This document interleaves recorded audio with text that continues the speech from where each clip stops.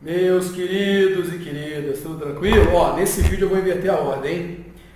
Quem não se inscreveu ainda, por favor, inscreva-se aqui no canal, ative as notificações, só clicar no sininho aí, compartilha esse vídeo, manda para o seu amigo, fala, olha, tem uma aula aqui sobre esse assunto que foi muito legal. Espero que vocês estejam gostando também, mas isso é importante para o nosso canal crescer.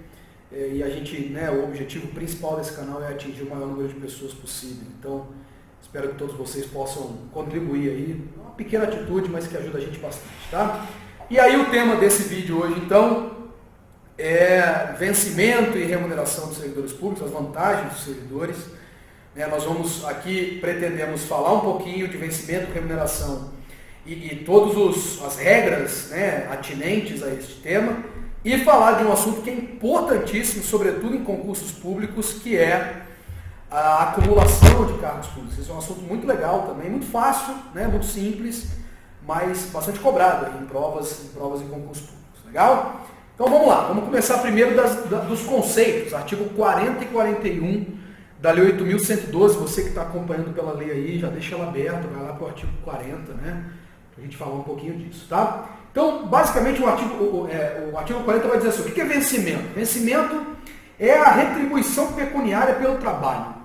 Parafraseando o artigo 50, vencimento é aquilo que você recebe pela função que você exerce, pelo cargo que você ocupa. Então, pessoal, de maneira didática, a gente vai dizer que vencimento é a primeira linha do contra-cheque. Muitos órgãos, inclusive muitas pessoas até conhecem esse instituto por vencimento básico. Para te informar isso, que nada mais é então, pessoal, do que a retribuição pelo cargo. É aquela primeira linha do contra-cheque. Legal? Isso é importante. É importante que você saiba a diferença entre vencimento e remuneração. E aí o que é remuneração? Esse é um outro dado também. O artigo 41, por sua vez, vai dizer, olha, remuneração é o vencimento acrescido das vantagens pessoais de caráter permanente. Então, é o vencimento, ou quem prefere, apesar de ser um pleonasmo, é o vencimento básico acrescido daquilo que o servidor tem direito à retribuição em virtude de uma característica pessoal, não uma retribuição pela simples ocupação do cargo. A título de exemplo, seriam os biênios, os quinquênios, as gratificações por mérito. Muitos órgãos, sobretudo no âmbito federal, tem plano de cargos e salários que prevê o direito a gratificações quando o servidor se especializa, faz graduação, pós-graduação, mestrado, etc. Tá? Então, assim, a título de exemplo seria isso. Remuneração é o vencimento acrescido das vantagens pessoais de caráter permanente. Tudo bem? Esse é o dado mais relevante aqui para que você tenha agora. E qual é o detalhe? O que não será considerado remuneração? Não é considerado remuneração e não integra, portanto, a remuneração para quaisquer fins, sobretudo para fins de aposentadoria, esse é o dado mais importante, as retribuições de caráter indenizatório. Por exemplo, diárias, ajudas de custo, entre outros. Tá? Tudo aquilo que for de caráter indenizatório, ou seja, que é um ressarcimento ao servidor por despesas que ele realizou ou irá realizar em virtude do trabalho, isso não é remuneração. Isso, como eu disse, são verbas indenizatórias. Tudo bem? Então, estabelecemos os nossos conceitos fundamentais. Vencimento é a simples retribuição pecuniária pelo cargo e a remuneração é o vencimento acrescido das vantagens pessoais de caráter permanente. Fechou? Maravilha. Nosso próximo objetivo, então, e aí não mais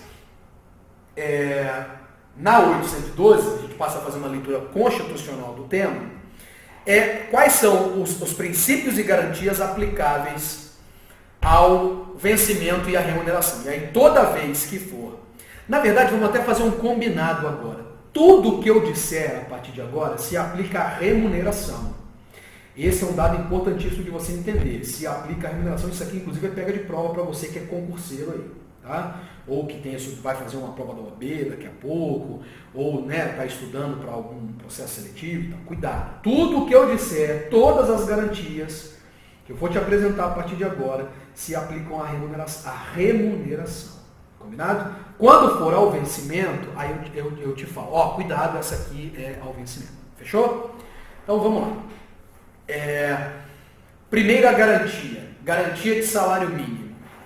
Isso já vai ser muito legal para a gente já fazer a explicação de toda essa observação, dessa ressalva que eu fiz, galera, da remuneração, não do vencimento. Garantia de salário mínimo. O nome diz tudo. A remuneração do servidor, não pode ser inferior ao salário mínimo. A remuneração. E aí eu te pergunto, portanto o vencimento pode? E a resposta é positiva, pessoal. O vencimento pode, entendam só o que eu quero te dizer, por que eu estou tomando esse cuidado? Porque já foi do vencimento. Já foi, até 2008, para ser mais exato, todas essas garantias que eu vou tratar recaíam sobre o vencimento. E aí, portanto, na época, o vencimento não podia ser inferior ao salário mínimo. Hoje é a remuneração. A alteração pode parecer sutil, né? Pode parecer só a mudança de um nome, mas veja só, um servidor, portanto, pode ter como vencimento, ou vencimento básico, né, usando o nome aí mais cotidiano, R$500, R$300, desde que haja uma gratificação, haja um adicional permanente que eleve este vencimento até o salário mínimo. Porque aí a remuneração atende a este princípio. Perceberam como é que é sutil, mas é importante? Então, garantia de salário mínimo. Primeira garantia ligada às vantagens do servidor. A remuneração do servidor não pode ser inferior ao salário mínimo. O vencimento pode? Pode. Mesma coisa quanto à irredutibilidade. Segunda garantia aplicada às vantagens do servidor. A remuneração do servidor, ela é irredutível.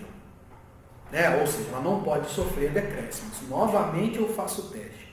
O vencimento do servidor pode ser reduzido? Pode, como diversas carreiras já reduziram. O vencimento ele pode ser hoje R$1.000 e vem uma lei nova e reduz esse vencimento para R$300, R$500. Desde que essa mesma lei crie um adicional ou uma gratificação que compense essa redução para que a remuneração não se altere. Olha a mágica. A remuneração não pode ser reduzida. O todo. Os componentes da remuneração podem ser reduzidos, o vencimento ou até mesmo gratificações? Podem, em tese pode, desde que a remuneração no final continue a mesma. Pessoal, isso é importantíssimo e essa alteração das garantias do vencimento para a remuneração permitiram uma grande reestruturação nas carreiras. Por que eu estou te dizendo isso? Porque muitos adicionais, sobretudo biênios e quinquênios, são calculados sobre o vencimento. Então, façam comigo essa conta, para a gente já avançar para uma próxima garantia. Determinada carreira, então, tem direito a 10%, suponhamos, isso seria absurdo, né? Mas a cada 5 anos, o servidor tem direito a uma gratificação de 10% do seu salário, como promoção por mérito, um quinquênio. Ou melhor, promoção por tempo de serviço. Então, suponhamos um servidor que tenha como vencimento R$1.000 mais 500 de gratificação, seja lá do que for, R$1.500. Quando chegar a época do quinquênio, esse quinquênio é calculado sobre o vencimento deste servidor. Então, ele era 1.000, 10% daria R$100. Esse servidor que tinha uma remuneração de 1.500, agora passaria a ganhar R$1.600. Vem uma lei nova e altera o vencimento desse servidor, o vencimento, para R$200. Cria um adicional de 800 e no final a remuneração dele continua igual, ou seja, 200 de vencimento, adicional de compensação de perda salarial de 800, inventei o nome aqui agora, mais 500 da gratificação que ele já tinha. Tá vendo? Ficou na mesma. O servidor, em tese, não mudou nada. Quando chegar a época do quinquênio, aí ele vai sentir o que mudou. Porque aí o quinquênio, nesse meu exemplo, será de 10% somente do vencimento, que antes era 1.000 e agora é R$200. E aí, ao invés de ele receber um acréscimo no salário de R$100, ele vai receber um acréscimo só de R$20. Entenderam a mágica? Então, essa alteração ela foi muito bem pensada para permitir a reestruturação de carreiras. Então, novamente, o que nos importa, o que é irredutível é ou a remuneração do servidor. Portanto, o vencimento pode ser reduzido? Pode, perfeitamente, como diversas carreiras já assim o fizeram. Outra garantia é a empenhorabilidade. Essa não é uma garantia só do servidor, nós sabemos que as verbas de natureza alimentícia, né, basicamente os salários, e aqui também os vencimentos e remunerações, são empenhoráveis por dívidas, com exceção da dívida de natureza alimentar. Então a única ressalva, né, essa é uma ressalva constitucional, é a penhora em virtude de dívidas alimentícias. Pensão alimentícia, para eu ser mais claro, né? Nós não estamos numa aula de direito de famílias, então para ser didático, o salário, a remuneração do servidor pode ser penhorada exclusivamente quando se tratar de dívidas de pensão alimentícia. O outro comentário também é o seguinte, pessoal. O servidor pode permitir deduções diretamente do seu salário.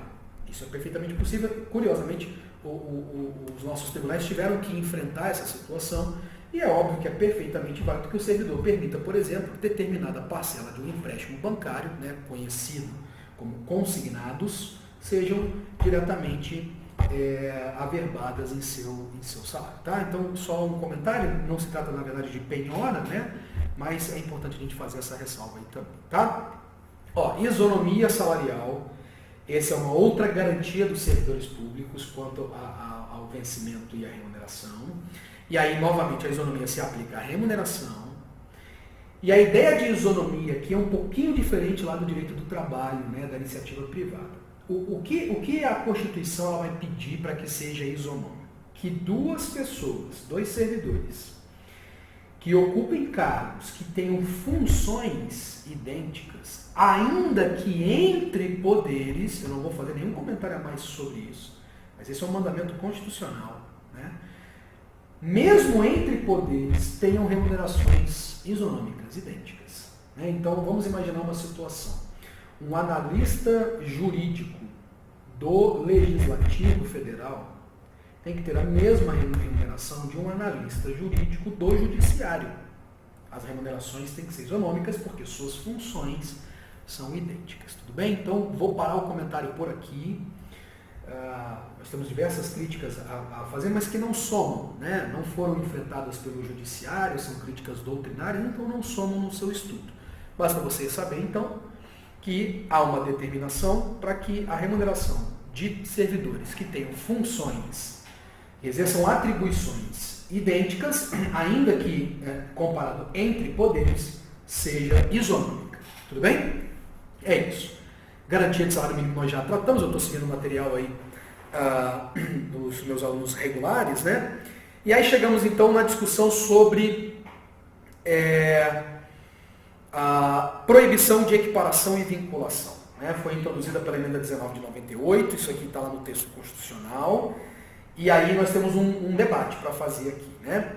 Então, primeiramente, nós estamos agora não diante de uma garantia, na verdade acaba sendo uma garantia no sentido de proibição, né? É nesse sentido. Então, há uma proibição, é proibido a utilização, no momento da definição da remuneração da carreira, a utilização dos institutos da equiparação e da vinculação. Então, cuidado com isso, porque lá no direito do trabalho, né, para quem estuda direito como um todo, lá na iniciativa privada, nós temos o contrário, nós temos uma ordem de equiparação, né? Que é a ideia de isonomia salarial que a gente tratou mais cedo. Aqui no direito administrativo a gente não chama de equiparação. Entenda o que eu quero dizer, deixa eu ser um pouco mais claro. Equiparação salarial é uma coisa, e aí salário, né, lá do direito do trabalho apenas. Aqui no direito administrativo, aqui no regime jurídico administrativo, nós temos isonomia de remunerações, que é uma garantia, um direito dos servidores, e nós temos uma proibição, que é a equiparação. Tá? Mas, professor, que equiparação que é essa aqui? Aí você vai entender que a definição mostra que esse instituto é um instituto completamente diferente lá do direito do trabalho. Tudo bem? Então veja só, o que é, lembrando, proibição de equiparação e vinculação. Então, primeiro, o que é equiparação? A equiparação é a proibição de que a remuneração de uma carreira, qualquer que ela seja a definição da remuneração dessa carreira seja realizada de forma a atrelar, né, ou seja, atrelada, comparada a outra. Ou seja, vamos dar um exemplo prático. É proibido que se diga que o salário de delegado da Polícia Federal é o mesmo salário de juiz federal.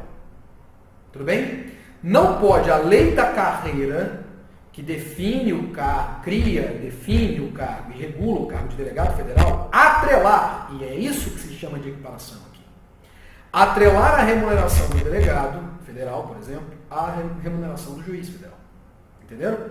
Então, é essa proibição de que haja uma definição da remuneração, das vantagens de uma carreira, de forma a fazer com que ela seja idêntica ou atrelada a outra. E eu vou te explicar o porquê disso. Porque aí, se você entender o porquê, fica muito mais fácil de você entender a proibição. Vejam só, vocês já aprenderam comigo, quem é meu aluno regular, que tudo aquilo que se refere aos cargos públicos deve ser definido em lei. No próprio conceito de cargo, lá do artigo 3º da Lei 8.112 de 90, a própria Lei 8.112 diz que cargo é um conjunto de atribuições com denominação própria e vencimentos pagos pelos cofres públicos definido em lei. Então, toda vez que você quer, se você para criar um cargo, você precisa de lei. E, portanto, para você alterar qualquer situação de um cargo, você precisa novamente utilizar um instrumento de lei, e digo mais, lei específica, né? Uma observação que eu faço para os meus alunos sempre quando eu estou dando esse curso. Então, uma lei que trate do cargo, só a lei pode alterar qualquer situação. Veja só, se fosse possível a equiparação entre carreiras, vindo uma lei que alterasse esta carreira aqui, esta primeira que estaria ela equiparada, seria alterada automaticamente sem a lei específica para fazer essas modificações, perceberam? Então não pode haver equiparação, porque qualquer alteração tem que necessariamente decorrer de lei. Fechou? Pronto, é só isso. Então não se pode atrelar, o nome é equiparar a remuneração, né, ou o vencimento, qualquer outro tipo de gratificação ou vantagem de uma carreira em relação a outra. Isso é proibido no direito administrativo. E também é proibida a vinculação mais fácil ainda. A vinculação é um instituto que, proibido, né, é um instituto que definiria a remuneração de determinado cargo ou carreira atrelado a índices econômicos, índices de inflação, índices financeiros. Então, o vencimento ou a remuneração ou o subsídio de um delegado da Polícia Federal não pode ser definido como 100 salários mínimos, ou 1.000 UFIRs, ou 10 mil reais mais IGPM. Isso seria a vinculação que é proibida expressamente pelo texto constitucional. Fechou? Muito tranquilo, equiparação e vinculação proibido, expressamente proibido aí pela nossa Constituição da República, né? Lembrando novamente dessa ressalva que eu fiz quanto ao que é equiparação, e ela é diferente lá do direito do trabalho, né? Lá, equiparação salarial, aqui equiparação entre cargos e carreiras, lá uma garantia, um direito do trabalhador, aqui uma proibição. Legal? Vamos falar também da questão dos subsídios, né? Aproveito para te dar uma dica linguística mesmo, então Jorge também é língua portuguesa. Deixa eu te dizer o seguinte, não se fala subsídio, né? Subsídio, eu financei uma casa lá e ganhei subsídio. Pessoal, subsídio não existe, esse S aqui tem som de 2 S ou de C, o que você preferir. Então, é subsídio, legal? Subsídio. E o que é o subsídio, né? Com a reforma administrativa, a emenda constitucional 19 de 98, a grande tentativa do governo federal, né? Essa reforma foi encabeçada pelo presidente Fernando Henrique Cardoso à época, é uma reforma que, quem me conhece sabe, eu sou muito crítico dela em alguns aspectos, mas uma reforma que merece muitos louros em outros aspectos, né? É uma reforma que tentava tornar o Estado e, portanto, a administração pública mais eficiente. E uma das grandes ineficiências, um dos grandes ralos, que até hoje faz parte do folclore nacional, né, é a ideia das gratificações, dos auxílios, na verdade, me perdoem, muitas vezes não é só folclore, né? A gente percebe, vê aí cada vez mais comum esses escândalos, né? Esses auxílios que eram criados, e são até hoje criados à torto e à direita. Tem o caso de auxílio paletó, né? auxílio terno, né? Alguns chamam, auxílio moradia. Nós tivemos recentemente, aí, uns 2 ou 3 anos atrás, um escândalo de um auxílio personal trainer criado por um tribunal de justiça do nosso país. Enfim, nós tínhamos até 98, e infelizmente isso permanece até hoje, né? Mudou-se o argumento apenas, mas isso infelizmente permanece até hoje. Era muito comum que uma carreira tivesse o vencimento definido, e a lei, ou leis, vinham criando os auxílios e retribuições e gratificações. E aí quando você chegava no somatório final dessa carreira, né, por esse sem número de auxílios, essa carreira tinha lá uma remuneração que era astronômica, né? Então, nesse afã de tornar o Estado menos dispendioso, mais eficiente, né, eticizar a administração pública no que se refere à administração da folha de pagamento, a emenda de 98 veio e estabeleceu o Instituto do Subsídio. E o que é o subsídio? Como definição muito simples, a gente vai dizer que subsídio é a remuneração paga em parcela única. Então, qual é a ideia do subsídio? É que determinada carreira não tenha mais gratificação, vantagens adicionais, etc. Ela tenha lá uma linha no contra-cheque só, subsídio, tantos mil reais. Legal? E aí, junto com o subsídio, as carreiras que adotam o subsídio, a gente vai falar disso daqui a pouco, as carreiras que adotam o subsídio ficam então proibidas de criarem qualquer gratificação de natureza pessoal ou qualquer vantagem de natureza pessoal, porque só assim se justificaria e seria eficaz. A gente resume tudo numa única parcela, que já tem que prever todas as retribuições dessa carreira e proíbe a criação de adicionais gratificações de natureza pessoal. Tá? O que a Constituição fez, a emenda 19 fez neste momento? Ela definiu, ela mesma veio e definiu quais são as carreiras que obrigatoriamente passarão a receber, lá em 98, passaram, né, melhor dizendo, a adotar o subsídio, necessariamente. Então seriam os chefes do executivo, ou seja, presidente da República, governadores e prefeitos, os auxiliares diretos do executivo, ministros no âmbito federal e secretários no âmbito estadual, municipal e distrital, os membros do legislativo, incluídos os membros do Tribunal de Contas, os membros do Poder Judiciário, aqui incluídos também os membros do Ministério Público e a Defensoria Pública por analogia. Só um detalhe, professor, como é que eu vou fazer para guardar isso tudo, né? É só você lembrar, pessoal, os tubarões, os cabeças dos 3 poderes, lá em 98 passaram a receber o subsídio. Legal? E aí a própria emenda constitucional veio e disse o seguinte, olha, também qualquer outra carreira que quiser adotar o subsídio, pode fazer isso também, bastando que seja, né, proposto, enviado o projeto de lei, votado, aprovado e promulgado, alterando, né, a remuneração daquela carreira para a técnica do subsídio. Então, a própria Constituição definiu quais são as carreiras que já iriam lá em 98 adotar o subsídio e também deixou aberto para que qualquer outra carreira que quisesse adotar passasse a fazer isso também. Tá? Aí você pode se perguntar assim, mas peraí, esse cara está ficando maluco. Porque eu sei que lá no Tribunal de Justiça do não sei onde, do Rio de Janeiro, né, do Pará, os juízes recebem isso por subsídio, mas tem lá o auxílio, etc. E tal. Como eu disse antes, pessoal, mudou a técnica, mudou o argumento. E muitos conseguiram driblar essa proibição constitucional. Como? Argumentando que esses auxílios deixaram de ser vantagens pessoais e passaram a ser verbas indenizatórias, que bem mais cedo eu te falei que não integram a remuneração. Então a ideia é o seguinte, o deputado estadual, né, de Minas Gerais, ele recebe o subsídio, mas recebe o auxílio moradia. Mas isso aqui é vantagem pessoal. Não é verba indenizatória, porque ele está gastando para morar, perceberam? A vontade é vociferar aqui um monte de críticas, mas o nosso objetivo é tão somente fazer um estudo. Então, muitas carreiras conseguiram driblar essa proibição, né, a proibição de que com o subsídio venha vantagens pessoais, argumentando que os auxílios, né, não são vantagens, e sim são verbas de natureza indenizatória. Tá? Forme você o próprio convencimento se isso seria lícito ou não, se isso seria constitucional ou não. Legal? Vamos dar continuidade. A gente chega então no estudo do teto remuneratório. E aqui nós temos uma missão. Né?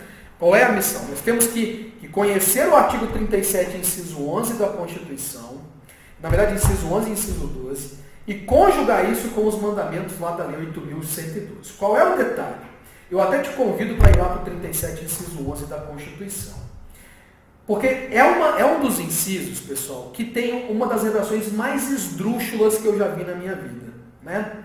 Pode ver simplesmente o tamanho desse inciso. É um negócio assim, aberrante mesmo. Né? Uma falta de uma técnica gramatical, uma técnica de redação e, sobretudo, de redação legislativa. Era muito melhor ter criado um 37A na Constituição para falar disso. Era muito melhor ter criado um parágrafo com incisos e alíneas, mas o nosso brilhante legislador constitucional, com a emenda 19, isso aqui também é a reforma administrativa lá do Fernando Henrique Cardoso, resolveu colocar toda essa redação no 37, inciso 11 da Constituição. Eu te desafio a ler. Você pode tentar ler aí, eu tenho certeza que no segundo, na terceira linha, você já esqueceu o que a primeira falou. O frigir dos ovos é muito lógico, tá? Mas a redação é que dificulta. Então eu vou facilitar a tua vida. Eu vou colocar no final desse vídeo aqui uma tabelinha que, na verdade, resume o 37, inciso 11, para você entender como é que ficam essas definições. Lá no final do vídeo, então eu vou deixar lá alguns segundos essa telinha, você pausa, né? Se for o caso, copia também. Quem é meu aluno regular tem isso lá no nosso material e é muito simples. Né? Vamos rapidamente esmiuçar o 37, inciso 11, quando ele fala de tetos remuneratórios. Bem, o primeiro ponto, e aí talvez seja conhecido por todos nós, é que o teto de remuneratório geral da administração pública, seja ela de qualquer nível da federação, ou seja, municipal, estadual, federal ou distrital, é o subsídio pago aos ministros do STF. Então, a referência máxima são os ministros do STF. E aí, o 37, inciso 11, vai criar limites dentro de cada poder. Né? Vai dizer, olha, no executivo estadual, o teto remuneratório é o governador, significando dizer que no executivo municipal, no executivo estadual, ninguém ganha mais do que o governador, mas o governador pode ganhar igual aos ministros do STF, entenderam isso? E por analogia, por uma ideia de proporcionalidade, no município, o teto remuneratório é o prefeito. Então, um analista municipal não pode ganhar mais do que o prefeito, mas o prefeito de determinada cidade pode ter subsídio igual ao de governador. O que eu estou te dizendo? Não há limitação entre as esferas, entre os entes políticos. Hein? A referência dos entes políticos é sempre a referência máxima, que são os ministros, que é o subsídio dos ministros do STF. Tudo bem? Então, o prefeito pode ganhar igual ao governador? Pode. E esses dois podem ganhar igual ou idêntico, não podem ganhar mais, mas podem ter o mesmo subsídio do ministro do STF. Legal? No legislativo estadual, a referência são os deputados estaduais ou distritais. Atenção, o 37, inciso 11, não criou um teto remuneratório para o legislativo municipal. Então não há que se falar em vereadores aqui. A justificativa, pessoal, é que as câmaras de vereadores, em tese, não têm servidores públicos. Como regra geral, elas não têm carreiras próprias para que haja uma necessidade aí, de definição. Né? Não estou dizendo que no seu município não há. É que, como regra geral, a Câmara Municipal ela é composta pelos vereadores e seus assessores, que são servidores públicos, mas, entretanto, ocupantes de cargos comissionados ou contratados ali diretamente pelo gabinete. Então, não foi importante se preocupar com isso. Tá? Significando dizer que um vereador pode ganhar mais do que um deputado estadual? Pode, não tem problema algum. Né? Não há vinculação entre poderes. O que o vereador não pode ganhar mais do que o ministro do STF, assim como o deputado estadual ou distrital não pode ganhar mais do que o ministro do STF. Legal? E o judiciário, a primeira observação, eu vou dizer o seguinte: a referência nos estados do poder judiciário é que é o subsídio dos desembargadores. Significa dizer, que os servidores do judiciário não podem ganhar mais do que os seus respectivos desembargadores. E a Constituição, ela impôs um limite para o subsídio dos desembargadores. Não fez isso em nenhum dos outros poderes, mas aqui ela fez. Ela disse, os desembargadores, o limite do subsídio deles, e eu preciso realmente conhecer essa pessoa que inventou isso para dar uma voadora de 2 pés na cara dela, que ela estabeleceu um limite de 90,25%. Olha esse número. 90,25% é o limite máximo do subsídio dos desembargadores. 90,25% do subsídio dos ministros do STF é o limite máximo do subsídio dos desembargadores no judiciário estadual, tudo bem? Jorge, para que isso? Pessoal, porque muitos desses desembargadores podem galgar aí cargos como ministros do STJ, ministros de outros tribunais superiores ou até mesmo, num futuro, ministros do STF. E aí eles precisam ter realmente aí um acréscimo, né, quando galgarem esses outros degraus da sua carreira, tudo bem? Então, no judiciário, o limite, né, o teto remuneratório no judiciário estadual ou regional é a remuneração dos desembargadores, lembrando que estas, por sua vez, ficam limitadas a 90,25% do subsídio dos ministros do STF. Você vai me perguntar assim ainda, professor, e a remuneração do judiciário municipal? Deixa de ser janjo. Não há judiciário municipal, eu ia falar municipário judicial, ia ficar bom, né? Não há judiciário municipal, e é por isso que o 37, inciso 11 não se refere a isso, legal? Então, como eu disse no final do vídeo, eu vou deixar lá um esqueminha, né, que esmiuça esse artigo 37, inciso 11, que é uma aberração, né, de redação legislativa, para vocês darem uma olhada lá. E uma última observação que está no 37, inciso 12, ele vai dizer, entretanto, vocês vão entender logo em seguida por quê, que os membros, né, os ocupantes de cargo do poder legislativo e do poder judiciário não podem ganhar mais, não podem ter subsídio ou remuneração maior do que os membros do poder executivo. E aí vocês vão entender o porquê disso, né? Porque eu passo para o próximo tema, e o próximo tema é a fixação das remunerações ou dos subsídios. O que a gente vai ver agora é o seguinte, como é que se define essas remunerações? Bem, eu vou começar pelos cargos do executivo. Os cargos do executivo, a remuneração ou o subsídio dos cargos do executivo são definidos necessariamente por lei. Lei que será proposta pelo legislativo, né? Será votada também pelo legislativo para definir a remuneração, o subsídio dos cargos do poder executivo. Então vamos lá. Os membros do poder executivo, a remuneração e o subsídio dos cargos do poder executivo e dos seus respectivos membros são definidos por lei votada pelo legislativo. Tudo bem? Como é que fica a definição da remuneração dos membros do poder judiciário? Ora, a remuneração dos membros do poder judiciário, dos cargos do poder judiciário, também é definida por lei, mas essa lei é de iniciativa do próprio judiciário. O judiciário manda para o legislativo e aí o legislativo vota, né, e eventualmente aprova a definição da remuneração. Agora vem a piada, para a gente rir juntos. Como é que é feita a definição da remuneração dos cargos do poder legislativo? Opa, esse aqui não é feito por lei, esse aqui é feito por decreto legislativo.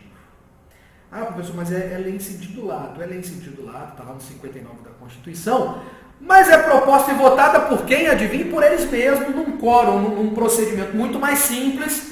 Então, faço uma brincadeira só a título de você lembrar para a prova, não estou fazendo aqui nenhuma crítica, né? Mas é como ser patrão de si mesmo dizer quanto que você mesmo quer ganhar, né?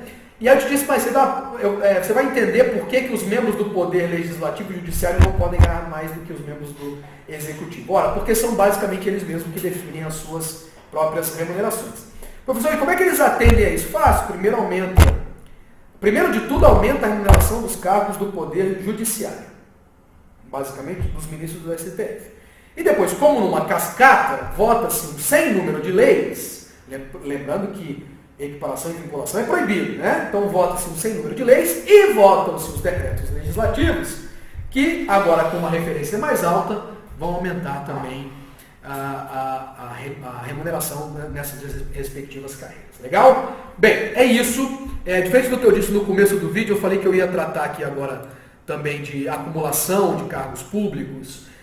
Mas como a gente já se estendeu, né, nós já estamos com um tempo de vídeo maior, vamos parar aqui. Eu vou gravar um vídeo próprio só de acumulação de cargos públicos, vai ficar bem curtinho, mas vai ficar bem legal, né, para você poder ter no único vídeo esse entendimento todo. Então, vamos parar aqui em tetos remuneratórios, legal? Mais uma vez, quem não se inscreveu, clique aqui, inscreva-se, ative as notificações, mande esse vídeo para pelo menos um colega, esse seu colega manda para outro, que manda para outro, e aí isso vai chegar ao maior número de pessoas possíveis. A intenção primeira desse canal é levar conhecimento e auxiliar aquelas pessoas que estão estudando. Esse é um assunto que é muito importante para muitos concurseiros, seja em qualquer âmbito aí, então ajuda esse canal a se espalhar pelo Brasil todo. Legal? Grande abraço para todos vocês e a gente se vê na próxima aula.